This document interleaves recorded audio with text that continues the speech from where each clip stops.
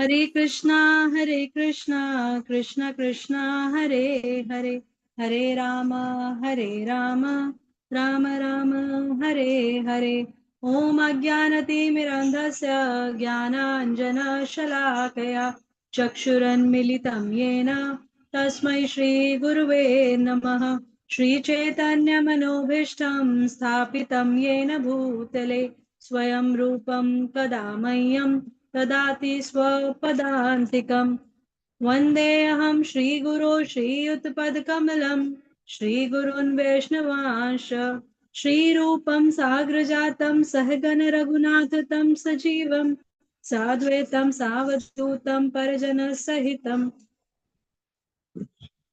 कृष्ण चैतन्य देवं श्री राधा कृष्ण पादान् सहगण ललिता श्री विशाखाविताश्च हे कृष्णा करुणा सिंधो दीनबंधो जगत्पते गोपेश गोपिका कांत राधा कांत नमोस्तुते तत्पकांचन गौरांगी राधे वृंदावनेश्वरी वृषभानुसुते देवी प्रणमामि हरिप्रिये वाञ्छाकल्पतरुभ्यश्च कृपा सिन्धुभैव च पतितानां पावनेभ्यो वैष्णवेभ्यो नमो नमः। जय श्री कृष्ण चैतन्य प्रभु नित्यानंद श्री अद्वैत गदाधर श्रीवासादि गौर भक्त वृंद हरे कृष्णा कृष्ण कृष्णा हरे हरे हरे राम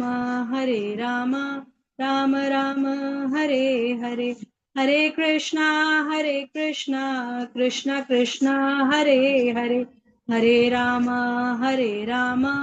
राम राम हरे हरे हरे कृष्णा कृष्ण कृष्णा हरे हरे हरे राम राम राम हरे हरे श्रील प्रभुपाद की जय। हिज होलीनेस गोपाल कृष्ण गोस्वामी महाराज की जय। हिज होलीनेस भक्ति आश्रय वैष्णव स्वामी महाराज की जय। हिज ग्रेस रूपाविलास प्रभु जी की जय। हिज ग्रेस कौष्ट कृष्ण प्रभु जी की जय। All glories to assembled devotees. Hare Krishna. So today we are going to start a very important chapter, that is chapter number 6, Dhyan Yog.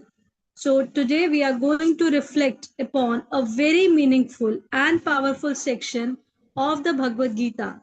Chapter 6, Dhyan Yog, the path of meditation and mind control.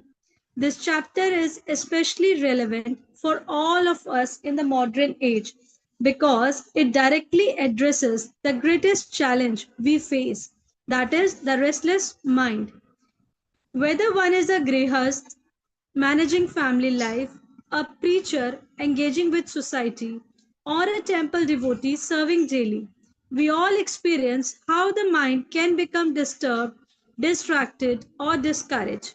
And Krishna, being the most compassionate teacher, gave us her the divine formula to control the mind and turn it into our best friend. Srila Prabhupada beautifully says, Yoga means connection with Krishna.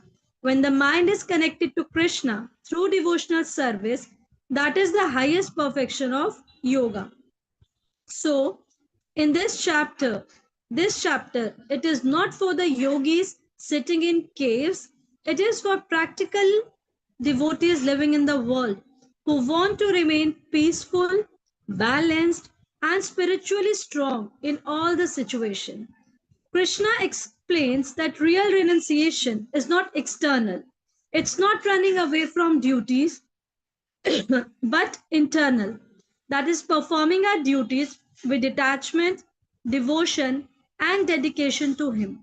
This chapter teaches us the secret of acting in this world but not being attached, using the mind as our friend, not our enemy, and making every action an offering to Krishna. So, let us enter this chapter prayerfully, not just to understand it, but to live it.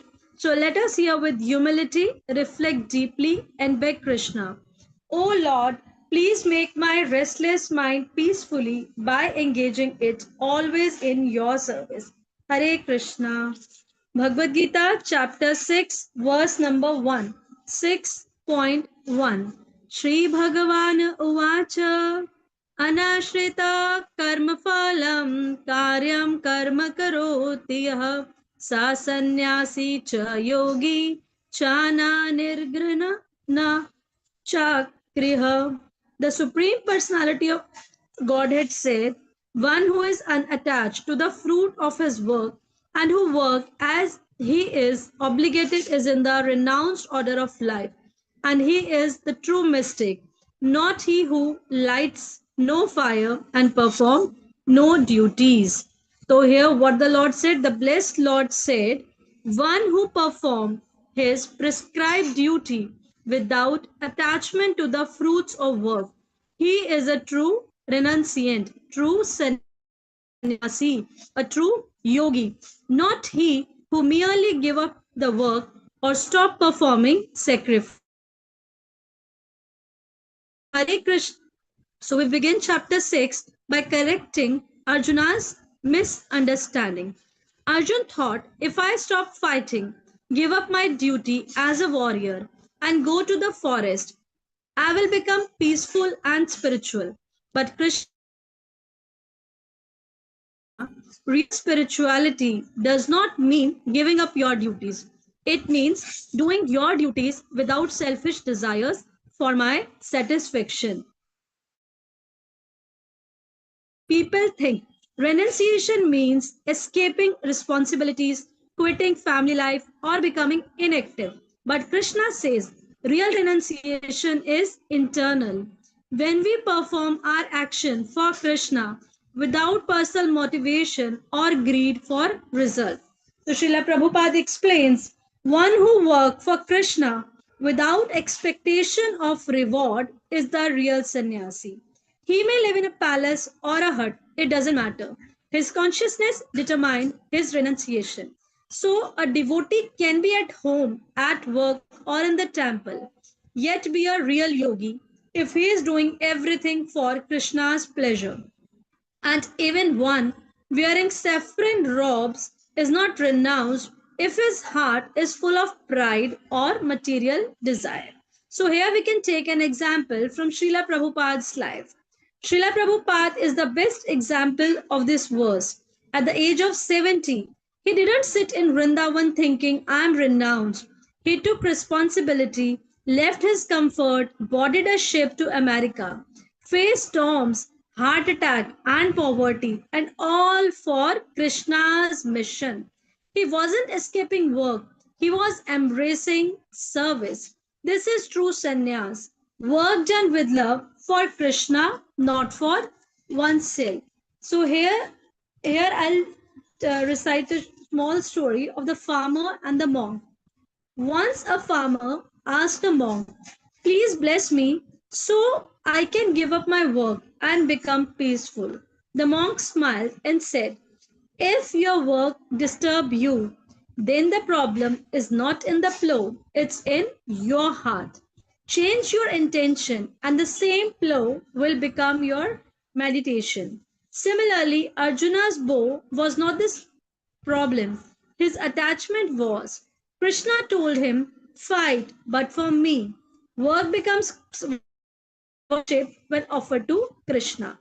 So, this would tell us something very beautiful, that you don't have to leave the world to find peace. You have to leave selfishness.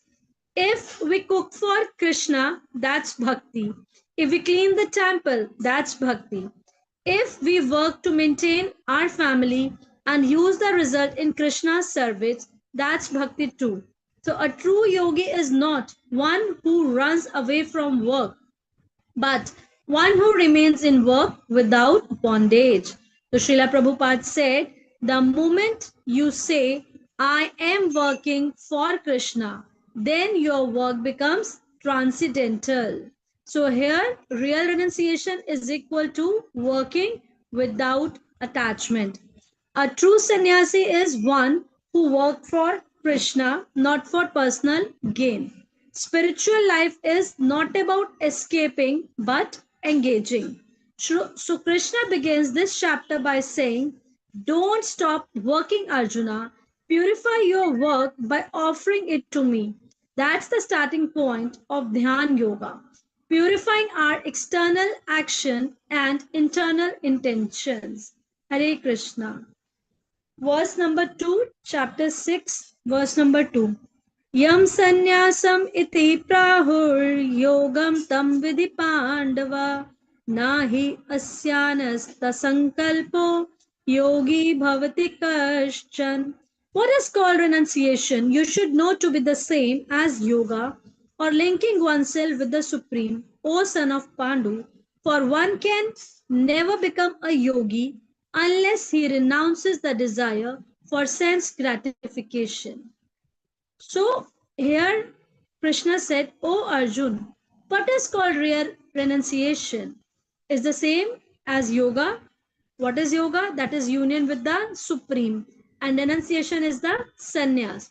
So without giving up selfish material desire, no one can become a yogi. Now that Krishna has told Arjun what real renunciation is, he explains a deeper truth that renunciation, sannyas, and yoga, that is union, are actually the same path. The purpose of both is one, to connect ourselves to Krishna by giving up selfish desires. Many people think yoga is just body postures or sannyasa means wearing orange cloth and living in forest. But Krishna says these are external things. The real yoga and renunciation happen inside the heart when we stop acting for our satisfaction and start acting for Krishna's satisfaction.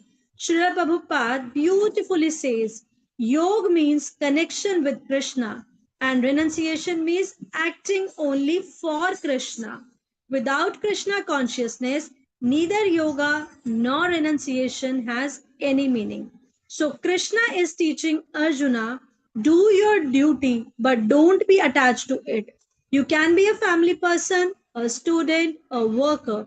It doesn't matter. But do it as an offering to me. The knife in the, here we have to understand the analogy of a knife. A knife in the hand of thief, it hurt others. But the same knife in the hand of a doctor saves life. Similarly, action done for selfish purposes bind us, but action done for Krishna liberates us. The knife is the same. What matter is who uses it and why. Here is a story from King Janak from Srimad Bhagavatam. King Janak, the father of Sita Devi, was a great example of this verse. He was a king surrounded by luxury, servants, and responsibilities. But he was detached internally. He ruled perfectly, yet his mind was always fixed on the Lord. Once a sage asked him, O king, how can you be liberated while living amidst wealth and duty? Janak replied, I perform all action as an offering to the Lord. Thou, my body rules, but my heart is surrendered. So this is called Karma Yoga leading to Bhakti, living in the world, but untouched by it. Just like a lotus leaf that floats in water without getting wet. So Srila Prabhupada often quoted Janak Maharaj as a proof that one can be liberated even while performing duties if done in Krishna consciousness. Once Narad Muni visited two yogis. One was sitting in meditation for years in the Himalayas, and the other was a humble potter who sang Krishna's name while making pot. Narad asked Krishna, who will reach you first? Krishna smiled and said, the potter. Why? Because the potter worked for Krishna, sang for Krishna, and remembered Krishna. The first yogi meditated for his own liberation, and the second served for Lord's pleasure. So that is true yoga. So for us devotees, Krishna message is clear. We don't have to leave the world. We have to leave selfish desire. When we cook, we offer it to Krishna. When we clean, we make it an offering. When we speak, we glorify Him. In this way, we turn our daily work into divine service. That's real yoga. Working without selfish motive, connected to Krishna in love.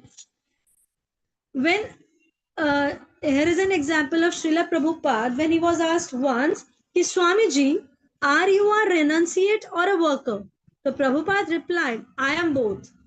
I have renounced everything for Krishna and I work only for Krishna. So this is real yogi.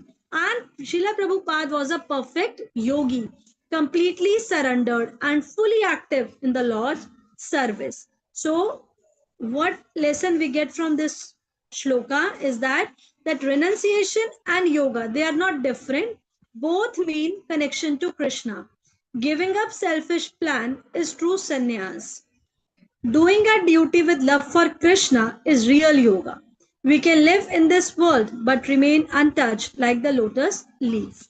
So, if we are cooking in the kitchen, we can think, I am cooking for Krishna. If we are raising children, we can think they are Krishna's children. If we are working in the office, we can think this work helped me serve Krishna better. Then, even our ordinary life becomes spiritualized. That's how Srila Prabhupada turned every activity into bhakti yoga. So renunciation is equal to yoga. That sannyas is equal to union with the Krishna. And what is that key? The key is to give up the selfish motive, not duties. So a true yogi is one who serves Krishna without personal desires. So Krishna tells Arjuna, you don't have to renounce the world to be spiritual. Renounce selfish desire and connect every action to me. That is the perfection of yoga. Hare Krishna. Verse number 3, 6.3. Arukshor yogam karan uchyate yogarudasya tasyaiva samakaranam uchyate. For one who is a neophyte in the eightfold yoga system, work is said to be the means, and for one who is already elevated in yoga, cessation of all material activities is said to be the means. Hare Krishna. So, for one who is a beginner on the path of yoga, work is said to be the means. But for one who has already attained yoga, cessation of material activities is the mean. So, in this verse, Lord Krishna gives us a clear spiritual progression. How a devotee rise step by step on the ladder of yoga. So, there are two stages mentioned here. One is Aruk, Arur, Aruksuha, the beginner yogi who is starting the journey towards self-realization. And second is Yoga Rudaha, the advanced yogi who is established in spiritual consciousness. So in stage 1 is the beginner. For beginners, work is essential. Krishna says, Karma Karanam Uchyate. The action is the means. That means one should perform duties sincerely, serve Krishna, work without attachment, and engage body, mind, and words in devotional activity. In the beginning, we cannot sit silently and meditate on Krishna all the day. The mind is restless. So, Krishna advises us to engage that energy in service. Srila Prabhupada explained in the beginning, one must act by performing devotional service, chanting, hearing, and serving. The mind becomes purified. So, the perfect example, the perfect beginner, the example was of Dhruv Maharaj. Dhruv Maharaj was only a small boy, but he began his spiritual journey with a material motive. He wanted a kingdom greater than his father. Yet his mother instructed him, if you want true success, worship Lord Vishnu. So Dhruv Maharaj performed deep meditation and service, repeating the holy name of the Lord with sincerity. And after 6 months, Lord Vishnu appeared before him. And what did Dhruv Maharaj say? My Lord, I was searching for broken glass, but now I have found a priceless diamond. So he began as Aruk Suha, motivated by desire, but through sincere service and meditation, he became Yoga Ruddhaha, completely purified and peaceful. So Srila Prabhupada says, Even if one begins with some material motive, Krishna purifies the heart through devotional service. And this is the first stage of beginner yogi. Second stage is of advanced yogi. Yoga Ruddha. Yoga Ruddha means for the advanced soul. Krishna says, Samaha Karanam Uchyate. Now peace and detachment are the peace. Means when the heart becomes purified, the mind naturally becomes calm. There is no more struggle between duty and desire. Everything becomes spontaneous, natural, and joyful. Srila Prabhupada says the Yoga Ruddha is not inactive, he is absorbed in Krishna. He has nothing to give up because everything he does is already for the Lord. So, here the perfect example we can take is of Arjuna, how his transformation occurs. In beginning of the Gita, Bhagavad Gita, when it started, Arjuna was confused. He did not want to fight. He said, let me renounce and go to the forest that is peaceful. But Krishna corrected him. Arjun, real peace does not come by escaping your duty. Peace comes when you perform your duty as my instrument. When Arjuna finally understood, he said, Karishe vacham tva, कि my Lord, I will do as you say. This is very, very important that we all have to follow in our life. We should do as per the instruction of given by the Lord Himself. That we should do as Lord will say. That moment he became Yoga Ruddha, not by leaving the battlefield, but by aligning his will with Krishna's will. He was fighting outside but peaceful inside. That is perfection of yoga. Outwardly active, inwardly detached. On the best example is of Srila Prabhupada. He is always active, always peaceful. When Srila Prabhupada was in his 70s, crossing the ocean to America, he suffered heart attack, seasickness, and so many difficulties. But he wrote in his diary, My dear Lord Krishna, you are my only companion. Please make me dance as you like. Externally, he was working harder than anyone. Internally, he was more peaceful than anyone. That's the perfect yoga rudha. So, deeper meaning, the ladder of yoga. The sixth chapter is like a ladder. Each verse take us higher. Krishna says, first start with Karma Yoga, doing duties for Krishna, then rise to Dhyan Yoga, controlling the mind through remembrance, and finally reach Bhakti Yoga, pure love and surrender to Krishna. Srila Prabhupada says, Bhakti Yoga is the perfection of all yoga. The beginner works, the advanced devotees love. So in our daily life, sometimes we feel restless, lazy, or unsteady. That's natural in the beginner stage. But don't be discouraged. Just keep serving Krishna, cooking prasadam, chanting sincerely, attending kirtan, or cleaning the temple. All these are karma yoga activity that gradually purify our heart. When our heart becomes purified, peace comes automatically. Then we no longer have to force the mind to think for Krishna. It naturally runs toward Him. So, this is the stage of Yoga Rudha. And here from Srimad Bhagavatam, the example of King Ambrish. In ninth canto, King Ambrish was a perfect example of Yoga Ruddha. He ruled his kingdom, performed his duty, served his citizen, yet his mind was fully fixed on Krishna. The verse says, Save manaha Krishna padara Vindayoha, that his mind was always on Krishna's lotus feet. Even when Durvasa Muni tried to curse him, Ambrish remained calm and silent. Why? Because his mind was his friend fixed in the Lord. So that is the peace Krishna described in this verse. The peace of a mind completely absorbed in devotion. So what we learn from 6.3 verse, that number 1, for beginners, work for Krishna, serve sincerely. For the advanced, be peaceful, detached, and joyful. And never stop acting, just change the purpose from self centered to God centered. As Prabhupada says, work now, purify later, and you will attain perfect peace. Now, is an example of the boiling pot. When water is full of dirt, we must boil it to purify it.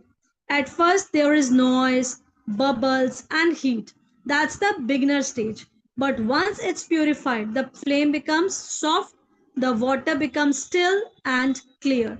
Similarly, when we begin our sadhana, there is some struggle, but through consistent practice and chanting, the heart becomes pure and peaceful, steady like clear water.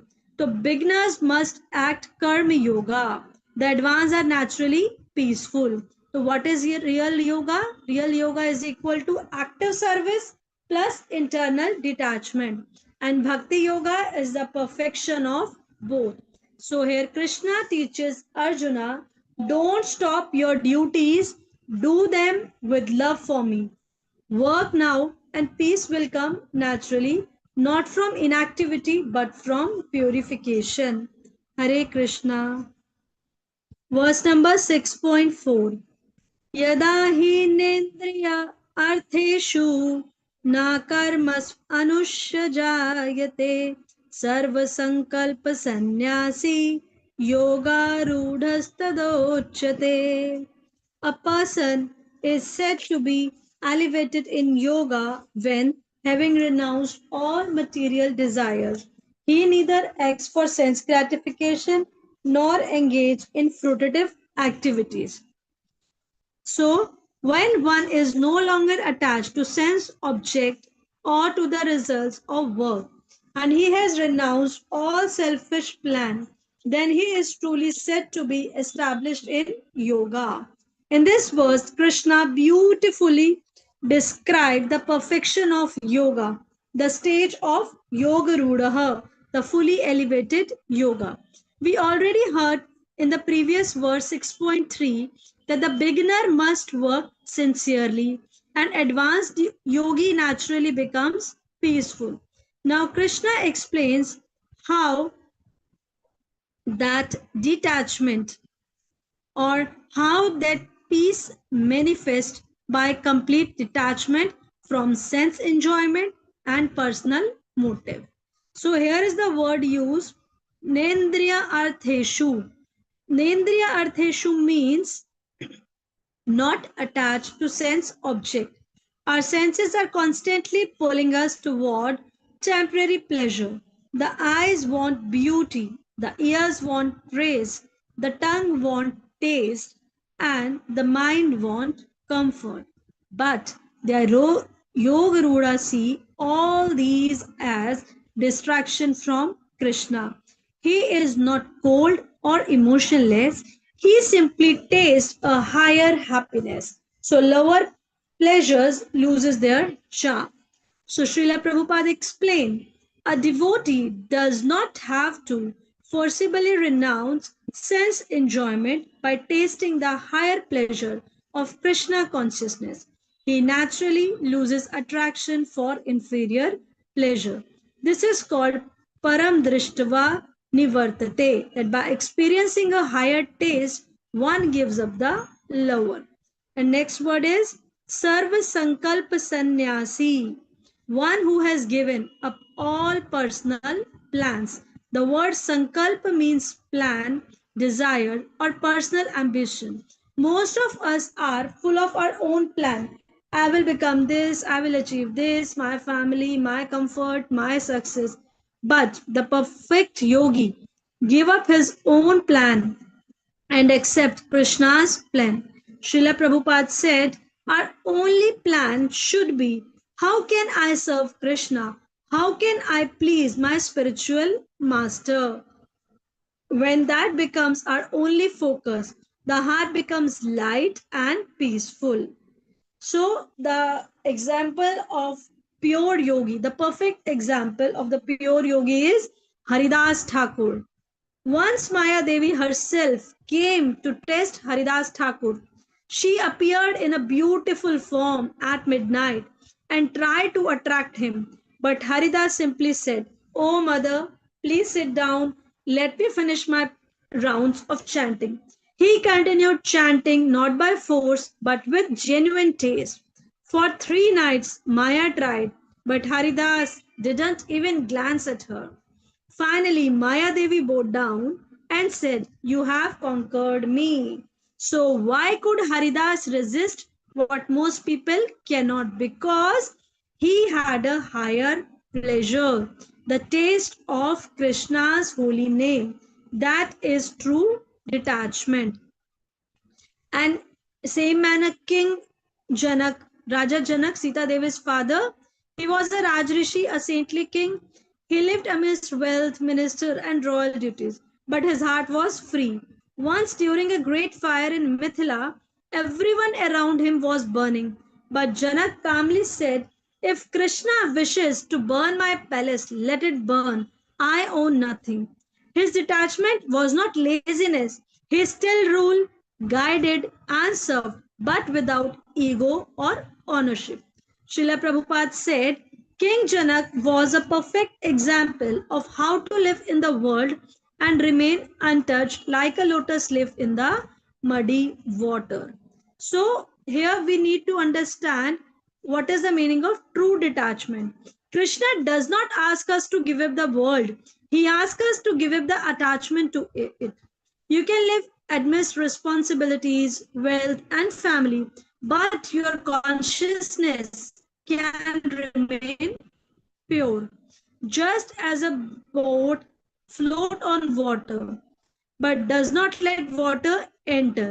So a devotee lives in the material world, but does not let material desire enter the heart. In the fifth canto of Srimad Bhagavatam, Rishabh Dev instructs his son, Nayam deho deha bhajam nar loke enjoyment, but for attaining the eternal happiness of serving the Supreme Personality of Godhead. The Yoga Ruda understand this truth deeply, that the real joy is in devotional service, not in sensual pleasure. Hare Krishna.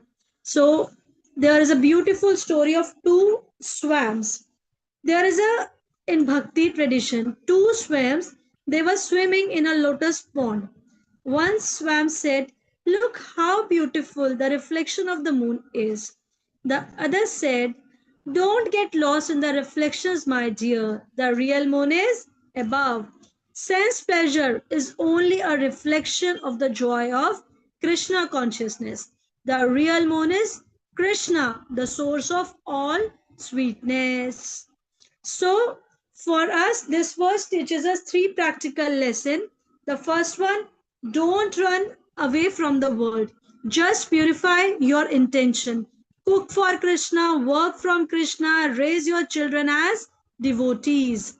Replace lower taste with higher taste.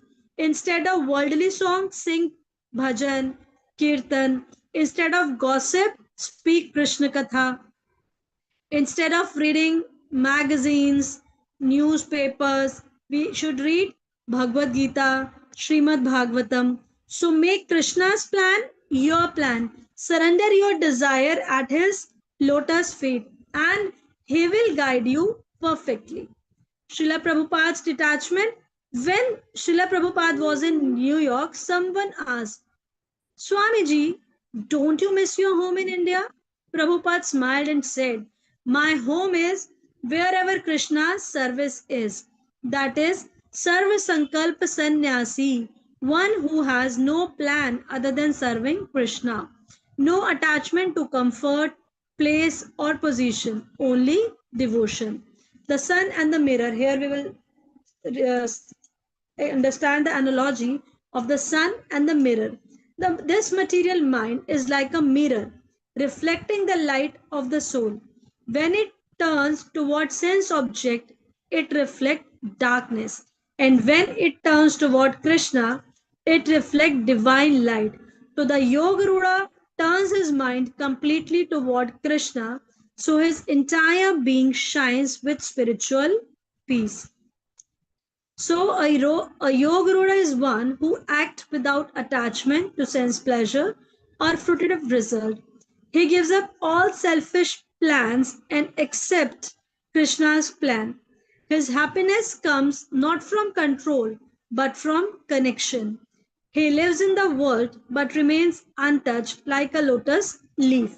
So Srila Prabhupada's realization is that when one acts for Krishna's satisfaction, the mind automatically becomes peaceful. That is true yoga. Not sleeping in the Himalayas, but living with Krishna in the heart. So Krishna tells Arjuna, when you stop thinking I, me, mine, and start thinking you, Krishna, you are already established in yoga. Hare Krishna. Next verse 6.5. उद्धरेत् आत्मनात्मानं नात्मानं अवसादयेत् आत्मेव है आत्मानो बंधुर आत्मेव रिपुर आत्मनः. One must deliver himself with the help of his mind and not degrade himself. The mind is the friend of the conditioned soul and his enemy as well. So, what we need to do that we must elevate ourselves by our own mind, not degrade. The mind is the friend and mind is the enemy of the conditioned soul. So here Lord Krishna gives one of the most powerful and practical teaching of the Bhagavad Gita. This is very, very important. Krishna says your mind can be your best friend or your worst friend. It's not the outside world that binds us. It's our own uncontrolled mind. And it's not outer circumstance that liberate us, it's our own purified consciousness. So Srila Prabhupada beautifully explained that mind is the center of all activity. If it is engaged in Krishna consciousness, one is liberated. But if it is engaged in sense gratification, one is mind bound. So now what is important that we have to understand the power of the mind. The mind is like a mirror. It reflects what we focus on. If we focus on material desires, we see illusion. If we focus on Krishna, we see eternity. It is also like a river. If left uncontrolled, it will flood and destroy. But when directed properly, it can generate power and life. So Krishna is instructing, O Arjuna, don't blame others, don't blame destiny. Elevate yourself by mastering by mastering your own mind. So what is required? That we have to master our own mind. So Srila Prabhupada once said that if we keep our mind busy with Krishna, Maya will have no room to enter. He trained his mind by constant engagement, writing, translating, chanting, preaching, and even while traveling, he would simply meditate on how to please Krishna and his Guru Maharaj. This is the secret of spiritual strength, a mind always engaged in service.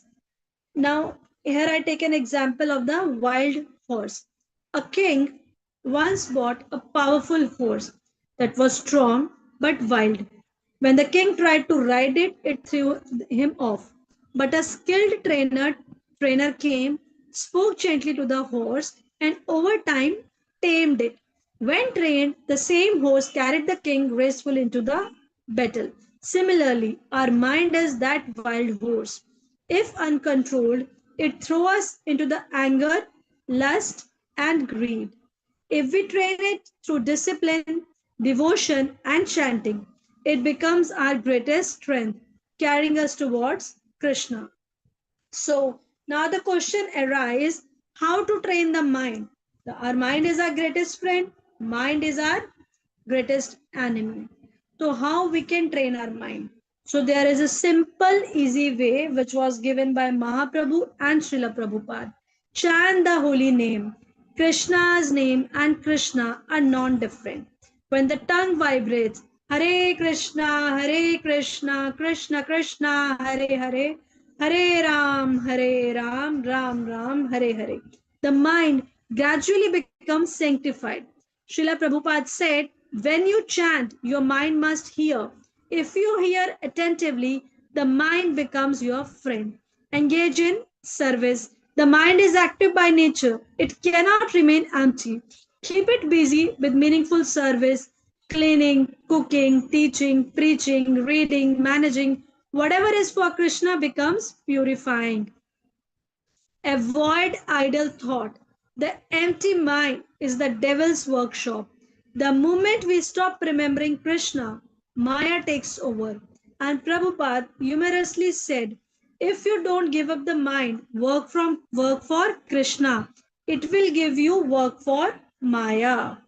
So here we can take an example of who is the perfect, no, matlab, example of perfect mind of a devotee. The best example is of Prahlad Maharaj. In Srimad Bhagavatam, Canto number 7, we find the shining example of Prahlad Maharaj. His father, Hiranyakashipu, tried every possible torture to distract him, throwing him off cliffs, into the fire, into the ocean. But Prahlad Maharaj remained peaceful. Why? Because his mind was fixed on Krishna. He said, my Lord, the uncontrolled mind is the greatest enemy of the soul, but the mind fixed on your lotus feet is the friend that grants liberation. So, even while being attacked, Prahlad remembered Krishna with a smile. That's the perfect example of a mind under control. So, once a guru told his disciple to clean a dusty mirror daily. After some days, the disciple said, Guruji, the dust keep coming back. The guru replied, then clean it every day until one day it stays clean. So, in the same manner, the mirror is the mind and dust is material desire. So, daily chanting, daily hearing, and serving wipe the dust away until the mind reflects Krishna clearly and permanently. In Srimad Bhagavatam 11.23.47, it is mentioned that for the uncontrolled mind, the senses are enemies.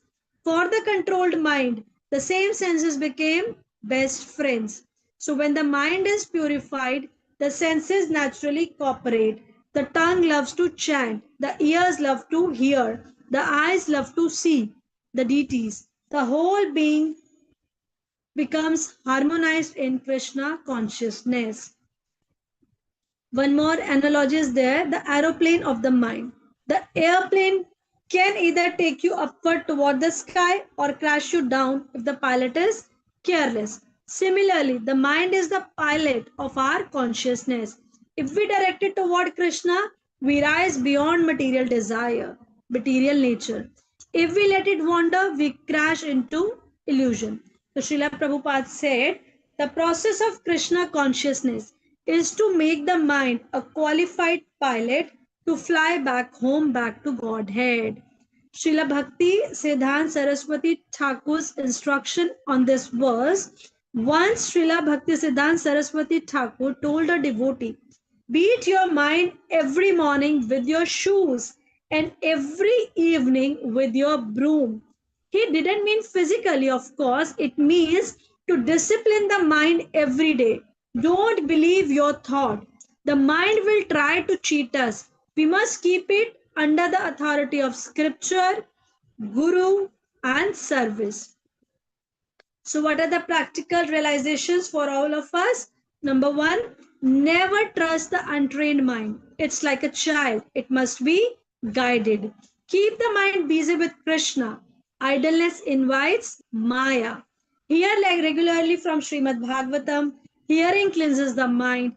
Chant sincerely the holy name is the medicine for a diseased mind. Serve others, A serving mind cannot be a selfish mind.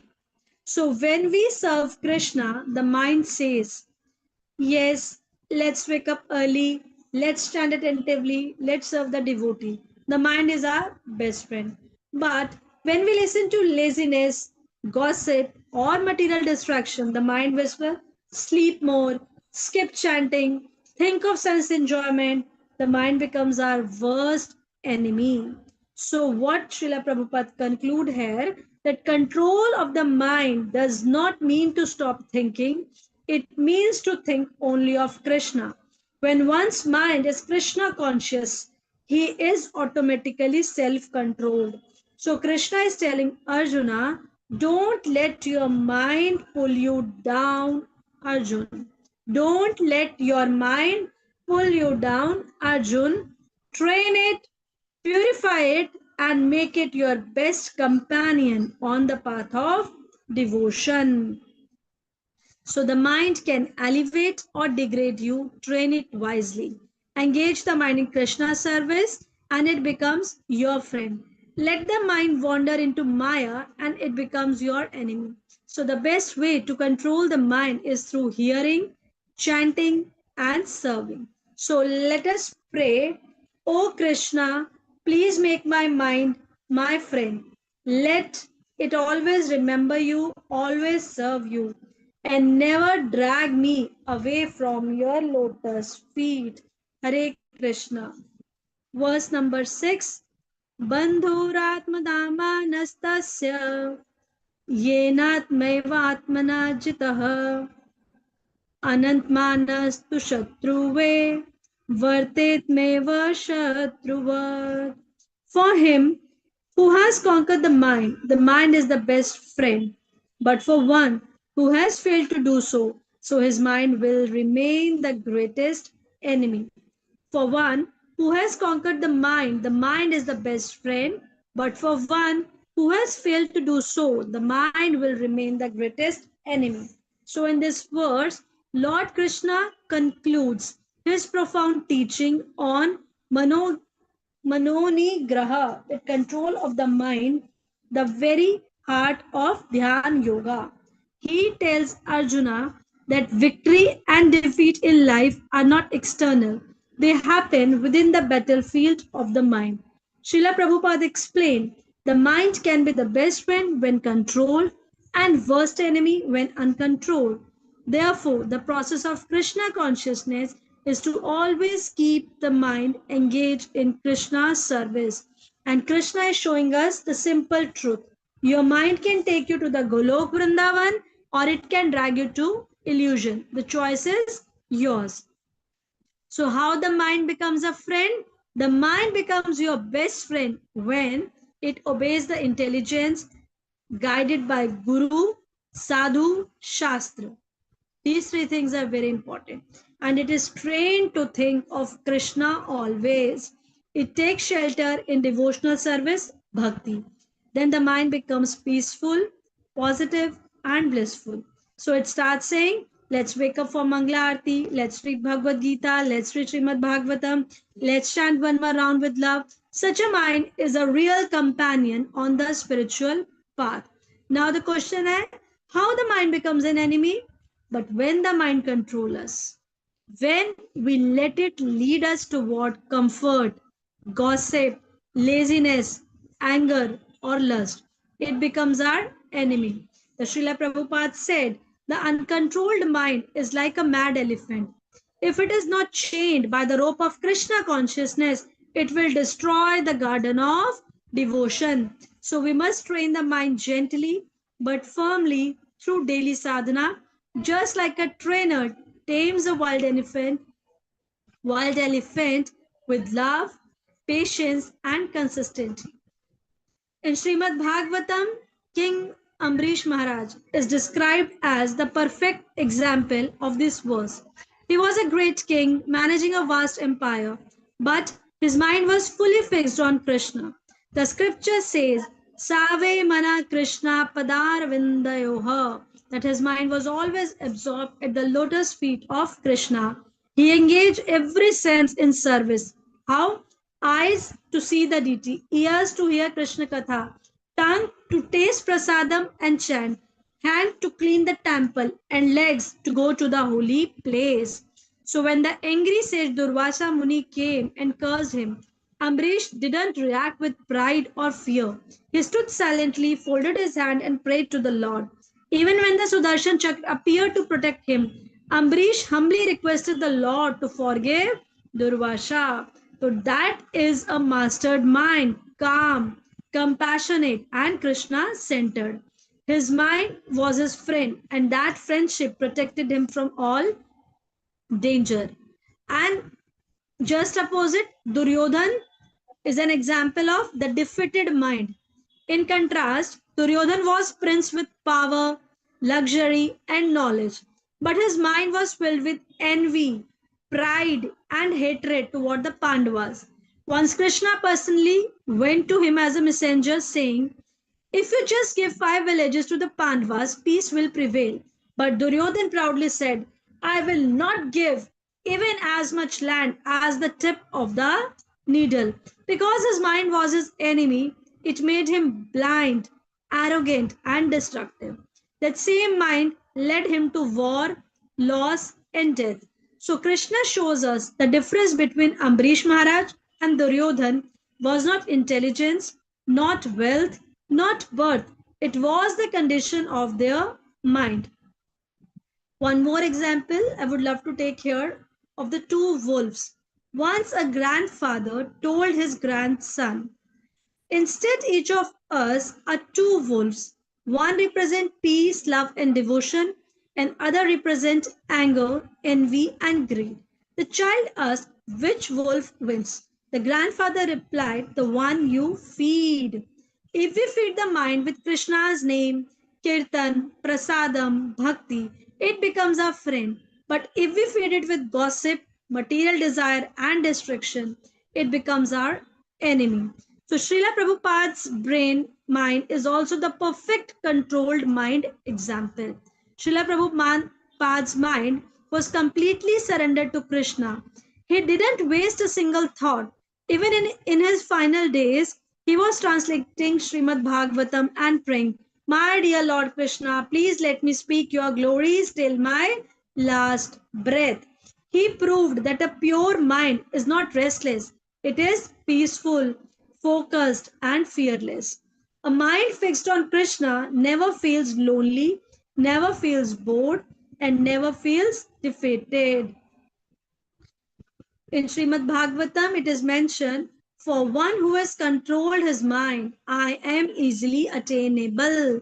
But for one whose mind is uncontrolled, even great austerities are useless. Krishna himself says that he becomes accessible through a controlled mind, not by dry philosophy or severe penance. So, the chariot of life. Here we need to understand that in Katha Upanishad, the body is described as a chariot. The soul is the passenger, intelligence is the driver, mind is the rein, and senses are the horses. If the mind our reins are tight, obedient to the driver, intelligence. Horses run smoothly towards Krishna, but if the reins are loose, the horses run wild and chariot crashes. So our success depends on keeping the mind firmly guided by intelligence, aligned with Guru and Krishna. So what we need to apply in our daily life, the number one, that is morning sadhana. Begin the day by offering your mind to Krishna. My Lord, let me think of you today. Chant attentively. Every time your mind wanders, gently bring it back to the holy name. That's how we train the mind with love, not frustration. Third, association with devotees. A controlled mind thrives in satsang, hearing, serving, and being inspired by others' example. Then read daily. Reading is very, very important. Reading Bhagavad Gita, Srimad Bhagavatam gives the intelligent strength to guide the mind. Then next, surrender the mind in prayer. Every evening, tell Krishna honestly, my Lord, my mind wandered here and there today, but I bring it back to you. So when my mind is Krishna consciousness, it becomes the best friend.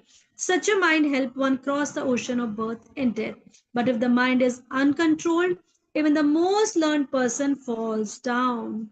So what we learned in this shloka number 6.6, the controlled mind becomes a friend, leading us toward Krishna. The uncontrolled mind becomes an enemy, keeping us bound in illusion. The secret of control is not suppression, but engagement in Krishna's service. The greatest yogi is not the one who sits silently, but the one who remembers Krishna constantly. Just as mirror shines when polished daily, our mind shines when we clean it with chanting and hearing daily. So let us pray that our mind becomes a humble servant of Krishna, not a dictator of our desire. So, O my dear Lord Krishna, please make my mind steady, pure, and peaceful. Let it become my best friend, always guiding me to your lotus feet, engaging all my thought, word, and deeds in your loving service. Hare Krishna, Krishna Krishna, Hare Hare, Hare Ram, Ram Ram, Hare Hare. So we have now traveled together through these six golden verses of the Bhagavad Gita, where Lord Krishna teaches us the foundation of real yoga, not the yoga of postures or poses, but the yoga of consciousness. From the battlefield of Kurukshetra to the battlefield of our own heart, Krishna reveals the eternal secret. You don't have to leave the world to be spiritual. You must only leave selfishness and turn your mind towards Krishna. So these verses show the path of transformation from karma, action, to yoga, that is connection, to bhakti, that is pure love. So in verse number 1, what we discuss, real renunciation, where Krishna says, don't give up work, Arjun, give up attachment. A real true renunciate is one who worked for Krishna, not for reward. Srila Prabhupada's life is proof. He worked endlessly for Krishna and yet remained peaceful, joyful, and detached. So we don't renounce the world, we spiritualized it. In verse number 2, what we discussed about yoga renunciation. Krishna says that sannyas, renunciation, and yoga, union with God, are the same when performed for Krishna. When selfish desire end, yoga begins. Like King Janak, we can live in the world, manage duties, yet remain unattached like a lotus leaf floating on water. So, renunciation is not what you give up, it's whom you serve. Verse number 3, 6.3, there we discuss the stages of spiritual growth.